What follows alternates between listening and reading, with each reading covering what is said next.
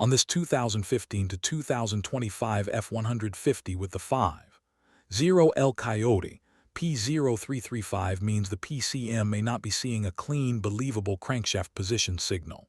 The truck may crank and not start, may have an intermittent start or stall, or may run with a crank signal that drops out or gets erratic. Broadly, think CKP sensor circuit, sensor condition, crank pulse wheel condition, or less often, a PCM-side concern. If other crank, cam sync, or profile learn codes are present, check what they mean first. But for P0335, we are going to stay focused on the crankshaft position signal path. Start with the basic system checks, then follow a structured diagnostic approach. Before you trust the crank RPM reading, make sure the battery is fully charged and the starting system is working correctly.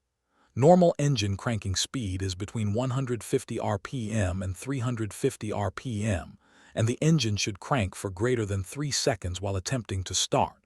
A value of 0 revolutions per minute, RPM, indicates a CKP concern. Said another way, 0 RPM while cranking is a red flag for the crank signal. Remove the fuel pump fuse to disable the fuel pump. Turn the ignition on, access the PCM data, monitor the RPM PID, and crank the engine. The first decision is whether RPM is greater than 150. If RPM is greater than 150 and P0335 is the code you are chasing, move to the physical CKP sensor and trigger wheel check. If RPM is not greater than 150, continue into that same physical inspection path. If the engine cranks less than 3 seconds with no RPM signal, do not jump ahead.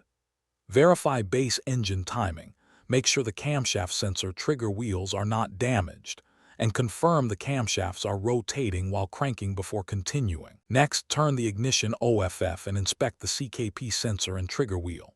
Look for contamination or debris on the trigger wheel, and look for obvious physical damage at the sensor and wheel. A trigger wheel that is physically damaged, bent more than 1.0 mm, or contaminated on the magnetic surfaces can cause an intermittent CKP signal. If you find a real concern here, repair as necessary, reset keep alive memory, CAM, and run the neutral profile correction with the scan tool. If the sensor and wheel look good, be careful about the next branch and stay with the path your test result puts you on. The next block covers CKP bias voltage, sensor resistance, shield ground, and circuit integrity checks.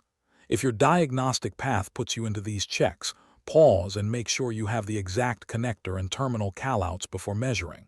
Do not guess at terminals. The test logic is still useful. With the CKP sensor disconnected and ignition on, correct PCM-CKP bias voltage is between 1V3V. If that is correct, turn the ignition OFF and check CKP sensor resistance. The expected range is between 250 ohms, 1100 ohms. If it is not in that range, install a new crankshaft position sensor, reset CAM, and run the neutral profile correction with the scan tool. The shield ground check is also part of this block. The CKP harness shield surrounds the CKP circuits to protect the signal from electrical noise, and it is grounded internally through the PCM. With the PCM disconnected, resistance between the CKP shield and the harness and the PCM connector terminal should be less than 5 ohms. If it is not, repair the open circuit or intermittent ground connection, clear the PCM DTCs, and repeat the self-test. Then check for short between CKP positive and CKP negative. Resistance should be greater than 10,000 ohms. Check the CKP circuits for an open. Resistance should be less than 5 ohms. Check for a short to ground. Resistance should be greater than 10,000 ohms. Finally, with ignition on, check for a short to voltage. If any voltage is present where it should not be, repair the short circuit, clear the PCM DTCs, and repeat the self-test. If no voltage is present at that point, move on to the intermittent inspection. If the physical CKP sensor and trigger wheel inspection did not show a concern, go to the 5.0L connector-specific checks. Turn the ignition OFF, disconnect the CKP sensor connector, then turn the ignition on. Measure voltage between C1339 pin 3 and C1339 pin 1. The expected value is between 5V. If that voltage is correct, turn the ignition OFF, disconnect the PCM connector, and check the signal circuit for an open. Measure resistance between C1339 pin 2 and C175E pin 98. It should be less than 5 ohms. If it is not, repair the open circuit, clear the PCM DTCs, and repeat the self-test.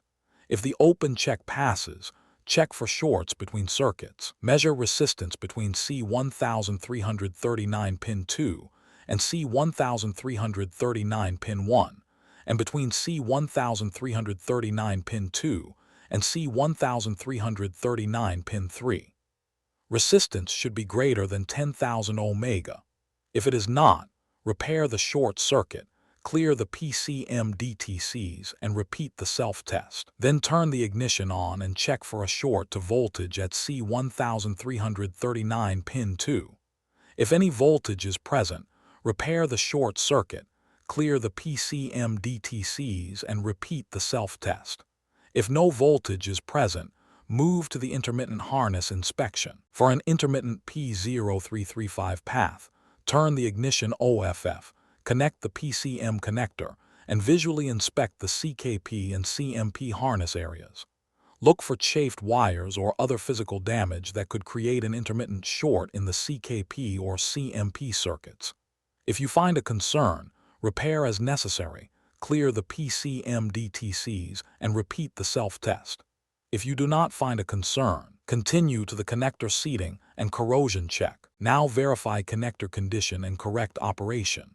Turn the ignition OFF, disconnect the PCM connector, and disconnect the CKP sensor connector. Visually inspect for pushed-out pins and corrosion. Then connect all PCM connectors and the CKP sensor connector, and make sure the connectors are fully seated. After that, verify whether the concern is still present. If the concern is still present and the symptom is crank's no start, move into the appropriate no start testing rather than guessing. If the concern is still present for the remaining P0335 path, install a new crankshaft position sensor, reset KAM, and run the neutral profile correction with the scan tool. If the concern is no longer present, the system is operating correctly at this time, and the concern may have been caused by a loose or corroded connector. Keep verification separate from testing. After any circuit repair, clear the PCM DTCs and repeat the self-test. Where KAM reset and neutral profile correction are called for, do those steps with the scan tool before making the final call. The takeaway is simple. Prove the crank RPM signal first, inspect the wheel and sensor, then work the circuit checks in order so you do not turn an intermittent CKP signal into a parts guess. For more diagnostic training, visit stepdiagnostics.com.